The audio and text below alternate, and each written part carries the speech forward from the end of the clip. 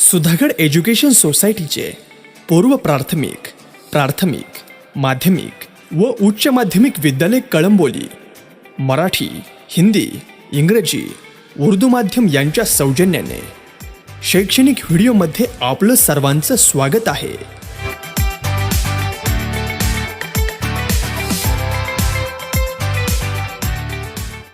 नमस्कार विद्यार्थी मित्रांनो, इयत्ता 12वीमध्ये अर्थशास्त्रामध्ये प्रकार 2 म्हणजेच उपयोगिता विश्लेषण या प्रकरणामध्ये आपण माहिती बघत आहोत. याच्या आधी आपण याच प्रकरणामध्ये उपयोगितेचे वैशिष्ट्ये जवळजवळ 10 मुद्द्यांचा या ठिकाणी विचार केला आहे.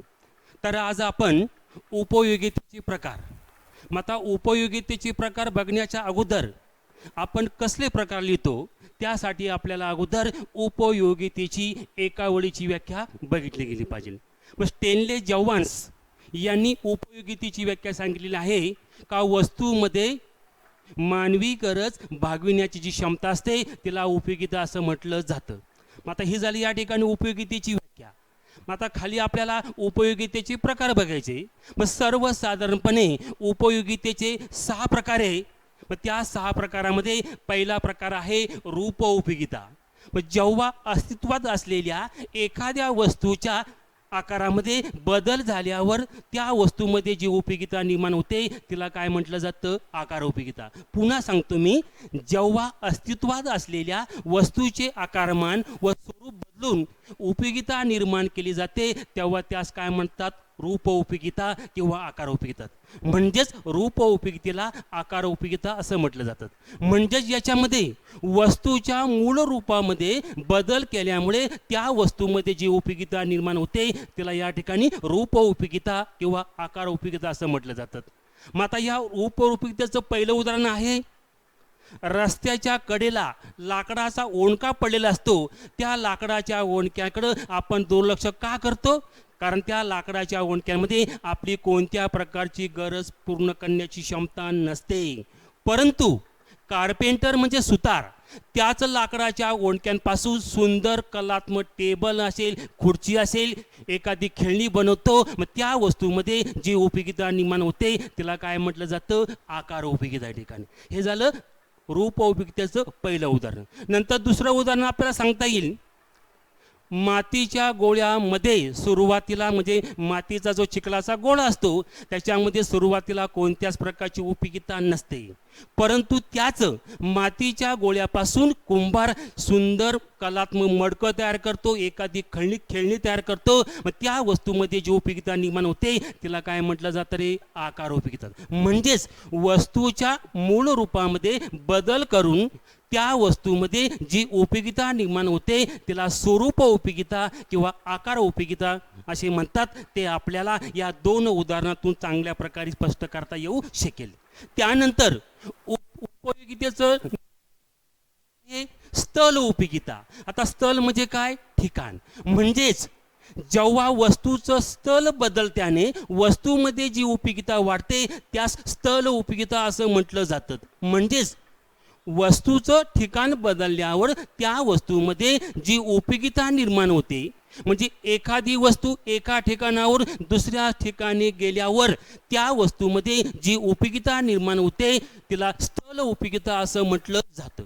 मग आता या स्थल उपयोगितेचं पहिलं उदाहरण या ठिकाणी आपल्याला सांगता येईल. हवामानाच्या प्रदेशापेक्षा थंड हवामानाच्या प्रदेशामध्ये उबदार व गरम कपड्यामध्ये जास्त उपयोगिता जाणवते. म्हणजेच वस्तूचं स्थलांतर उपयोगिता निर्माण होते. नंतर याचं आपल्याला दुसरं उदाहरण सांगता येईल. मिठागरे कोठे असतात? समुद्राच्या किनाऱ्यावर. मग समुद्राच्या किनाऱ्यावर जे मिठागर असतात त्या मिठागरातल्या मिठामध्ये उपयोगिता ही कमी असते. परंतु त्याच मिठागरातले मीठ व्यापारी शहरामध्ये आणल्यावर दाम दुपटीला विकतात. म्हणजे त्या मिठामध्ये काय जी जास्तीची उपयोगिता निर्माण होते तिला पण या ठिकाणी स्थल उपयोगिता असं म्हटलं जातं. म्हणजेच वस्तूचं ठिकाण बदलल्यावर त्या वस्तूमध्ये जी उपयोगिता निर्माण होते तिला स्थल उपयोगिता असं म्हटलं जातं. याचं दुसरं उदाहरण या ठिकाणी आपल्याला असं सांगता येईल, कोकणामध्ये नारळ जास्त पिकतं. परंतु कोकणामध्ये त्या नारळामध्ये उपयोगिता कमी असते, परंतु तेच कोकणाचं नारळ शहरामध्ये आणल्यावर जी उपयोगिता निर्माण होते तिला पण या ठिकाणी स्थल उपयोगिता असं म्हटलं जातं. याचं आपल्याला अजून तिसरं उदाहरण सांगता येईल. भारतातील स्त्रियांना सौभाग्यवतीच्या लेण्यांमध्ये म्हणजे मंगळसूत्र असेल, बांगड्या असेल, कुंकू असेल, याच्यामध्ये जास्त उपयोगिता निर्माण होते. परंतु याच वस्तूच्या बाबतीमध्ये अमेरिका आणि इंग्लंड या देशातील स्त्रियांना या वस्तूमध्ये मुळीच उपयोगिता वाटत नाही, कारण या वस्तू त्या तेथील स्त्रियांना त्यांच्या फॅशनच्या आड येणाऱ्या वस्तू असतात. म्हणून या ठिकाणी अमेरिकेमध्ये आणि इंग्लंडमध्ये स्त्रियांना या वस्तूमध्ये अजिबात उपयोगिता निर्माण होत नाही. असं पण या ठिकाणी आपल्याला स्थल उपयोगितेचं उदाहरण सांगता येऊ शकेल. त्याचप्रमाणे उपयोगितेचं तिसरा प्रकार आहे सेवा उपयोगिता. मग समाजातील विविध व्यवसायाकडून इतरांना व्यक्तिगत सेवा पुरविल्या जातात, म्हणजे सेवा उपयोगिता असं म्हटलं जातं. म्हणजे समाजातील व्यावसायिक लोकांकडून काही लोकांना व्यक्तिगत सेवा प्रदान केल्या जातात. मग अशा लोकांच्या सेवेमध्ये लोकांना जी उपयोगिता निर्माण होते तिला पण सेवा उपयोगिता असं म्हटलं जातं. मग आता याचं आपल्याला असं उदाहरण सांगता येईल. डॉक्टर असेल, वकील असेल, शिक्षक असेल, गायक असेल इत्यादीच्या सेवा हे कोणत्या सेवा उपयोगितात. समजा या ठिकाणी डॉक्टरने पेशंटला चांगल्या प्रकारची ट्रीटमेंट दिली असेल, पेशंट लवकर बरा झाला असेल तर त्या ठिकाणी मिळाली असं या ठिकाणी वाटतं. समजा शिक्षकाने विद्यार्थ्यांना चांगल्या प्रकारे शिकवलं गेलं असेल, सोपं करून शिकवलं असेल तर विद्यार्थ्यांना शिक्षकाच्या सेवामध्ये जास्त उपयोगिता निर्माण होते. असं या ठिकाणी आपल्याला उदाहरण सांगता येईल. म्हणजे सेवा उपयोगिता ही अनेक घटकांकडून लोकांना चांगल्या प्रकारे प्रदान केली जाते. उपयोगितेच्या प्रकारामध्ये जो चौथा प्रकार आहे ज्ञान उपयोगिता म्हणजेच नॉलेज युटिलिटी. आता ज्ञान उपयोगिता म्हणजे जेव्हा उपभोक्ता विशिष्ट वस्तूबद्दल ज्ञान प्राप्त करतो तेव्हा त्यास ज्ञान उपयोगिता असं म्हटलं जातं. म्हणजेच एखाद्या वस्तूच्या बाबतीमध्ये ज्ञान प्राप्त झाल्यामुळे त्या वस्तूमध्ये जी उपयोगिता निर्माण होते तिला ज्ञान उपयोगिता असं म्हटलं जातं. समजा एखाद्या वस्तूचं ज्ञान अवगत नसेल तर त्या वस्तूमध्ये त्या व्यक्तीला मुळीच उपयोगिता निर्माण होणार नाही. म्हणूनच ज्ञान उपयोगिता म्हणजे एखाद्या वस्तूच्या बाबतीमध्ये ज्ञान अवगत झाल्यामुळे त्या वस्तूमध्ये जी उपयोगिता निर्माण होते तिला ज्ञान उपयोगिता असं म्हटलं जातं. मग आता याचं या ठिकाणी उदाहरण दिलेलं आहे. मोबाईल फोन किंवा संगणकाच्या विविध कार्यप्रणालीचं ज्ञान होते तेव्हा ज्ञान उपयोगिता निर्माण होते. आपण बघत असतो 10वी आणि 12वीच्या बोर्डाच्या परीक्षेनंतर विद्यार्थी कॉम्प्युटरचा क्लास लावतात. कॉम्प्युटरचं क्लास लावल्यावर सुरुवातीला मुलांना त्या कॉम्प्युटरमध्ये मुळीच उपयोगिता प्राप्त होत नाही, परंतु हळूहळू त्या कॉम्प्युटरच्या बाबतीमध्ये सर्व ज्ञान प्राप्त झाल्यावर विद्यार्थ्यांना त्या कॉम्प्युटरमध्ये जी उपयोगिता प्राप्त होते तिला या ठिकाणी ज्ञान उपयोगिता असं प्राप्त होतं. म्हणजे उदाहरणाप्रमाणे त्याचा अर्थ या ठिकाणी होतो का जर एखाद्या वस्तूचं ज्ञान अवगत झाल्यावर त्या वस्तूमध्ये जी उपयोगिता निर्माण होते त्याला ज्ञान उपयोगिता असं म्हटलं जातं. समजा या ठिकाणी शिक्षकांनी मुलांना सांगितलं उद्या येताना 4थं प्रकरण तुम्ही या ठिकाणी पाठ करून या. जरी मुलांनी ते प्रकरण घरी वाचलं असेल तरी मुलांना त्या प्रकरणामध्ये समाधान किंवा उपयोगिता कमी प्राप्त होईल. परंतु जर शिक्षकाने ते प्रकरण मुलांना चांगल्या पद्धतीने शिकवलं असेल तर विद्यार्थ्यांना त्या प्रकरणामध्ये जी जास्तीची उपयोगिता निर्माण होते तिला पण या ठिकाणी ज्ञान उपयोगिता असं म्हटलं जातं. त्यानंतर बघा उपयोगितेचा 5वा प्रकार आहे स्वामित्व उपयोगिता. आता स्वामित्व उपयोगितेला धारण उपयोगिता असं पण म्हटलं जातं. जेव्हा एखाद्या वस्तूचा मालकी हक्क एका व्यक्तीकडून दुसऱ्या व्यक्तीकडे गेल्यावर त्या वस्तूमध्ये जी उपयोगिता प्राप्त होते त्याला स्वामित्व उपयोगिता असं म्हटलं जातं. का वस्तूची मालकी एका व्यक्तीकडून दुसऱ्या व्यक्तीकडे हस्तांतरित होते तेव्हा स्वामित्व उपयोगिता निर्माण होते. मग आता याचं आपल्याला पहिलं उदाहरण सांगते. मग आता बघा शाळा दरवर्षी जून महिन्यामध्ये या ठिकाणी उघडली जाते, परंतु स्टेशनरी दुकानदार काय करतात जून महिन्याच्या अगोदर बिफोर 1 महिना आपल्या स्टेशनरीमध्ये शैक्षणिक साहित्याचा या ठिकाणी साठा करून ठेवतात. आता दुकानदाराच्या दृष्टीने त्या शैक्षणिक साधनामध्ये दुकानदाराला मुळीच उपयोगिता वाटत नाही.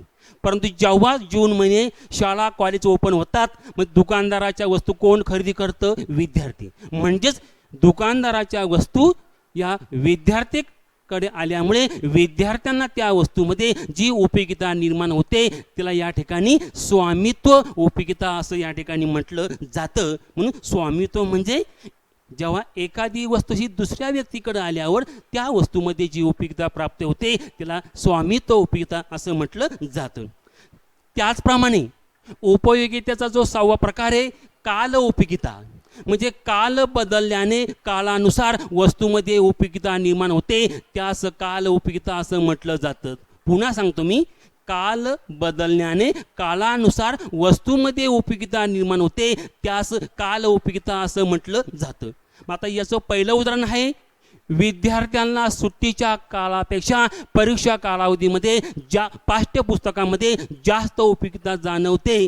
म्हणजेच या ठिकाणी जेव्हा एखादी वस्तू असते त्या वस्तूमध्ये कालानुसार उपयोगिता या ठिकाणी निर्माण होते. याचं दुसरं उदाहरण आहे, तसेच वस्तूची साठवण करून आवश्यकतेनुसार दुर्मितीच्या कालावधीमध्ये वस्तू उपलब्ध करून देणे त्याला पण या ठिकाणी काल उपयोगिता असं म्हटलं जातं. त्याच्यामध्ये आपल्याला ब्लड ग्रुपचं उदाहरण दे का रक्तपेढीमध्ये सुद्धा या ठिकाणी हे उदाहरण लागू पडतं. याचं अजून दुसरं एक उदाहरण आहे, जेव्हा दुकानामध्ये तांदूळ खरेदी करत असताना ग्राहक दुकानदाराला कसली चौकशी करतो? तांदळाची किंमत किती आहे, तांदूळ हा जुना आहे का नवीन आहे ठिकाणी. जर तांदूळ या ठिकाणी नवीन असेल, नवीन तांदळामध्ये उपयोगिता ही कमी मिळते, कारण तो नवीन तांदूळ चांगल्या प्रकारे शिजत नाही, तो या ठिकाणी स्वादिष्ट लागत नाही, म्हणून नवीन तांदळामध्ये उपयोगिता कमी असते. जर या ठिकाणी तांदूळ नवीन असेल, जर तांदूळ हा जुना असेल तर जुन्या तांदळामध्ये उपयोगिता जास्त का असते? कारण जुना तांदूळ हा जास्त फुगतो, खाण्यास स्वादिष्ट लागतो, म्हणून नवीन तांदळाची उपयोगिता कमी आहे, परंतु जुन्या तांदळाची उपयोगिता ही जास्त असते. हे पण आपल्याला काल उपयोगितेचं उदाहरण सांगता येईल. याच्यामध्ये आपल्याला अजून एक उदाहरण सांगता येईल. आता बघा, आपण आंब्याचं लोणचं कधी घालतो? जून महिन्यामध्ये पहिला पाऊस पडल्यानंतर अनेक गृहिणी आपल्या घरामध्ये आंब्याचं लोणचं घातलं होतं. मग आता सुरुवातीला त्या आंब्याच्या लोणच्यामध्ये उपयोगिता कमी का असते?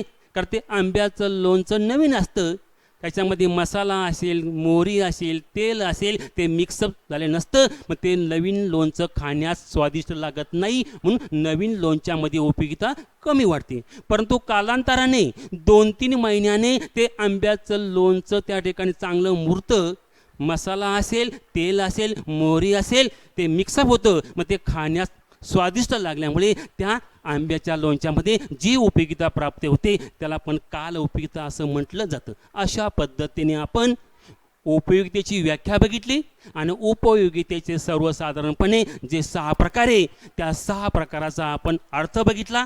प्रत्येक प्रकारामध्ये आपण 2-2, 3-3 या ठिकाणी उदाहरण बघितले. हा एक 4 मार्काचा प्रश्न आहे, म्हणून याच्यामध्ये अगोदर डेफिनेशन लिहिली गेली पाहिजे, नंतर उपयोगितेच्या प्रकारामध्ये प्रत्येक उदाहरण या ठिकाणी सांगितल्यास अधिक चांगल्या प्रकारे या ठिकाणी आपल्याला स्पष्टीकरण देता येऊ शकेल. या ठिकाणी आता बघा, यानंतरचा जो उपघटक आहे उपयोगिता मापनाच्या ज्या संकल्पना आहे त्या संकल्पनेचा विचार करत असताना एकूण उपयोगिता आणि सीमांत उपयोगिता हे उपयोगिता मापनाच्या 2 संकल्पना आहे. मग आता या दोन्ही संकल्पनेचा अर्थ बघत असताना सुरुवातीला आपल्याला एकूण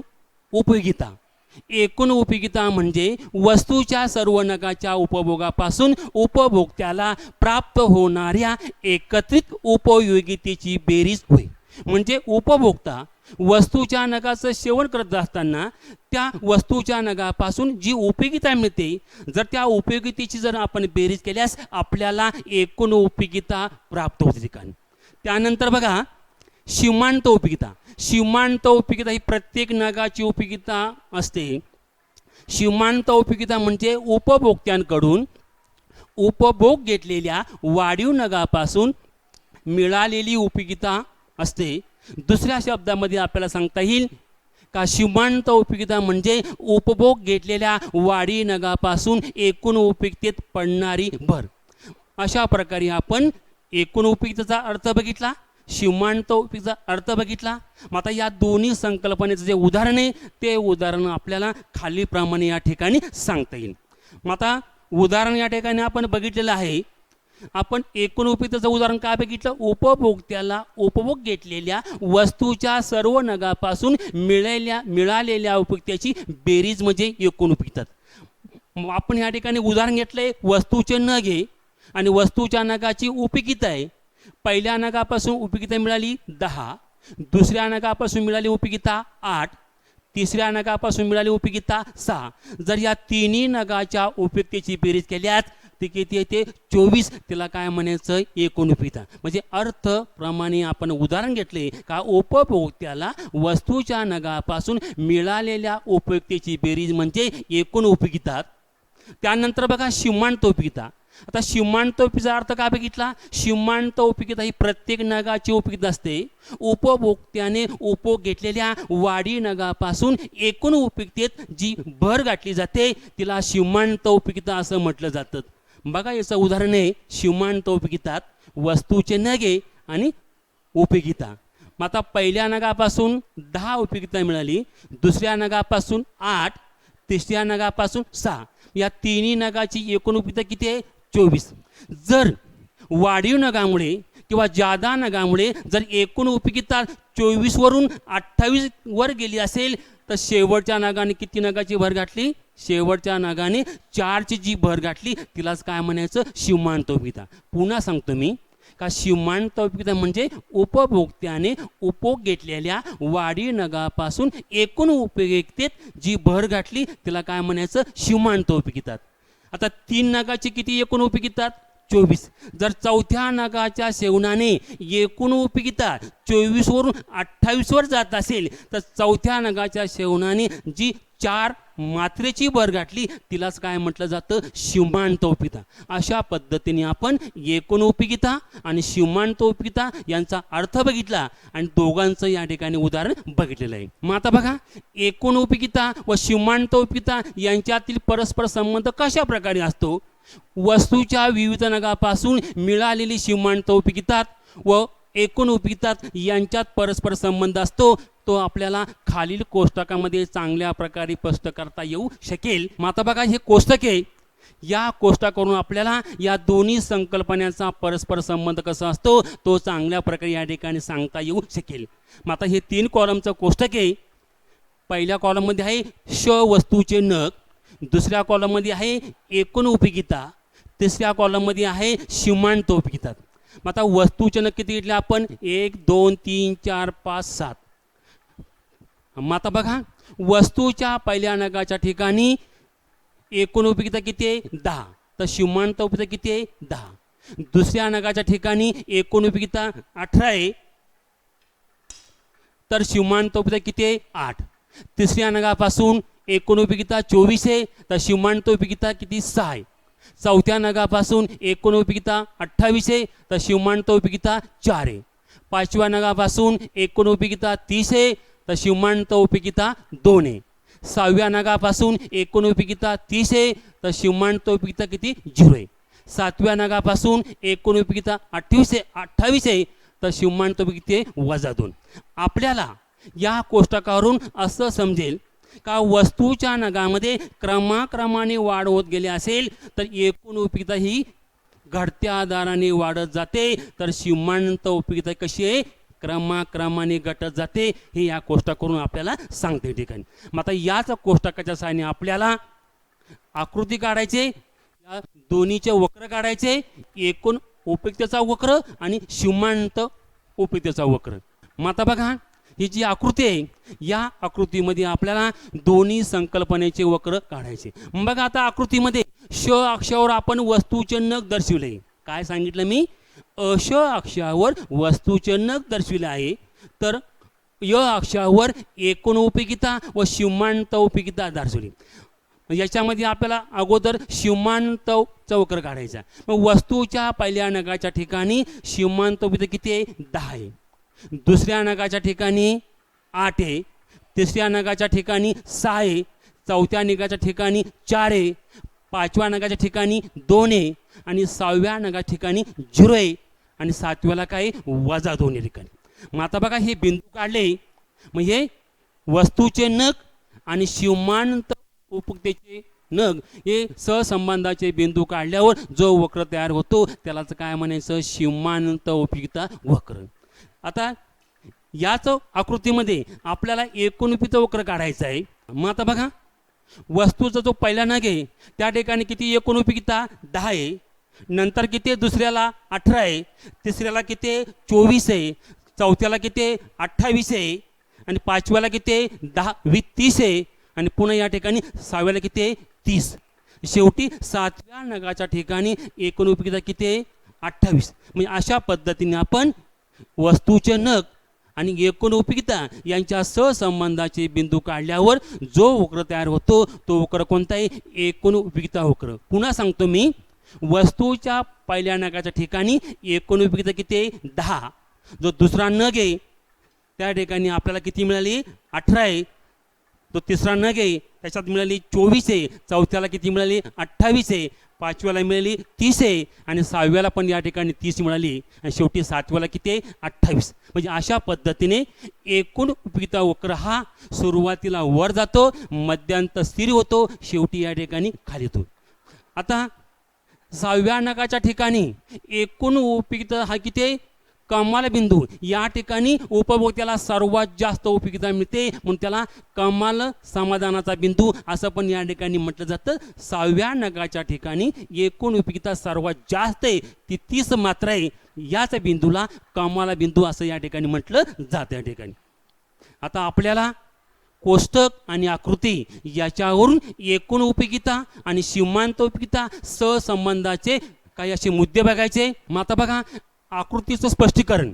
आकृतीमध्ये श अक्षावर वस्तूची नगसंख्या, तर य अक्षावर त्यापासून मिळणारी सीमांत उपयुक्तता आणि एकूण उपयुक्तता दर्शविली आहे. वरील तक्त्यात दर्शविल्याप्रमाणे त्या नगसंख्येला सीमांत उपयुक्तता आणि एकूण उपयुक्तता किती आहे याचे बिंदू आकृतीमध्ये स्थापन करून ते एकमेकास जोडले असता डावीकडून उजवीकडे खाली उतरत जाणारा व उपयुक्तता ऋण झाल्यास तो एक्स अक्षाला छेदून खाली जाणारा सीमांत उपयुक्तता वक्र आहे, आणि डावीकडून उजवीकडे वर चढत जाणारा व कमाल बिंदूनंतर खाली झुकणारा एकूण उपयुक्तता वक्र मिळतो. आता सीमांत उपयुक्तता आणि एकूण उपयुक्तता परस्पर संबंध खालील मुद्द्याच्या आधारे आपल्याला स्पष्ट करता येईल. मग याच्यामध्ये तो पहिला मुद्दा आहे, कोष्टकामध्ये सुरुवातीला पहिल्या नगाच्या बाबतीमध्ये सीमांत उपयुक्तता आणि एकूण उपयुक्तता समान असते. आपण बघितलं कोष्टकामध्ये का पहिल्या नगाच्या ठिकाणी एकूण उपयुक्तता किती आहे 10 आणि सीमांत उपयुक्तता किती आहे 10. म्हणजे सुरुवातीला पहिल्या नगाच्या ठिकाणी सीमांत उपयुक्तता आणि एकूण उपयुक्तता समान असते. नंतर दुसरा मुद्दा आहे, त्यानंतर उपभोग जसजसा वाढत जातो तसतशी सीमांत उपयुक्तता क्रमशः घटत जाते, तर एकूण उपयुक्तता घटत्या दराने वाढत जाते. जरी एकूण उपयुक्तता वाढते तो वाढण्याचा जो दर आहे तो घटत्या दराने वाढत जाते, ते आपल्याला कोष्टकामध्ये चांगल्या पद्धतीने या ठिकाणी सांगता येईल. नंतर बघा तिसरा आहे, जेव्हा सीमांत उपयुक्तता 0 होते तेव्हा एकूण उपयुक्तता सर्वात जास्त असते. आपण बघितलंय का 6व्या नगाच्या ठिकाणी एकूण उपयुक्तता सर्वात जास्त आहे, परंतु सीमांत उपयुक्तता कशी 0 असते ते आपल्याला कोष्टकामध्ये सांगता येऊ शकेल. त्यानंतर बघा चौथा मुद्दा आहे, जेव्हा सीमांत उपयुक्तता ऋण होते तेव्हा एकूण उपयुक्तता घटू लागते. म्हणजे 6व्या नगाच्या ठिकाणी एकूण उपयुक्तता ही कमी होते तेव्हा सीमांत उपयुक्तता ही ऋण होते, -2 होते, ते कोष्टकामध्ये आपल्याला चांगल्या प्रकारे सांगता येईल. पाचवा मुद्दा आहे, सीमांत उपयुक्तता आणि एकूण उपयुक्तता एकमेकांच्या विरुद्ध दिशेने बदलतात. आपण बघितलं आकृतीमध्ये का सीमांत उपयुक्तता वक्र हा डावीकडून उजवीकडे वरून खाली येणारा असतो, तर एकूण उपयुक्तता वक्र हा सुरुवातीला वर जातो, मध्यांतर स्थिर होतो, नंतर खाली जातो. म्हणजे हे दोन्ही वक्र एकमेकाच्या विरुद्ध दिशेने बदलतात.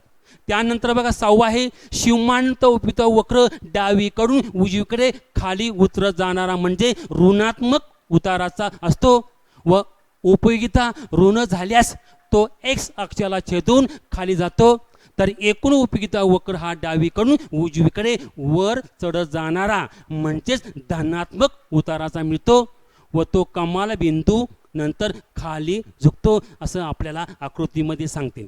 अशा पद्धतीने आपण हा एक 4 मार्काचा प्रश्न बघितला आहे. प्रश्नाचं स्वरूप आहे का एकूण उपयोगिता आणि सीमांत उपयोगिता यांच्यातील परस्पर संबंध कसा असतो. त्याच्यामध्ये आपण सुरुवातीला एकूण उपयोगिता त्याचा अर्थ बघितलं, त्याचं उदाहरण बघितलं. नंतर सीमांत उपयोगिता त्याचा अर्थ बघितला, उदाहरण बघितलं. नंतर या दोन्ही संकल्पना कोष्टकाच्या सहाय्याने कशा भिन्न आहे त्या चार्टमध्ये आपल्याला या ठिकाणी सांगता येईल. नंतर त्याच कोष्टकाच्या मदतीने आपण जी आकृती काढली त्या आकृतीमध्ये जे 2 वक्र काढले आणि त्या 2 वक्रावरून आपल्याला एकूण उपयोगिता आणि सीमांत उपयोगिता कसं भिन्न आहे, परस्पर संबंध कसा आहे ते चांगल्या पद्धतीने या ठिकाणी सांगता आलेलं आहे. नंतर या दोन्ही संकल्पनांच्या बाबतीमध्ये जे मुद्दे त्या जवळजवळ आपण 6 मुद्द्याच्या आधारे या दोन्ही संकल्पनेचा संबंध कसा असतो तो पण या ठिकाणी सांगण्याचा प्रयत्न केलेला आहे. म्हणून ही संकल्पना कशी असते ते चांगल्या प्रकारे या ठिकाणी आपण सांगितल्याचा प्रयत्न करा. मग आज आपण या ठिकाणी सुरुवातीला उपयोगितेचा अर्थ बघितला, उपयोगितेचे 6 प्रकार बघितले. त्यानंतर हा एक 4 मार्काचा प्रश्न आहे. त्या प्रश्नामध्ये आपण दोन्ही संकल्पनेचा अर्थ कसा होतो ते पण या ठिकाणी सांगण्याचा प्रयत्न केलेला आहे. या ठिकाणी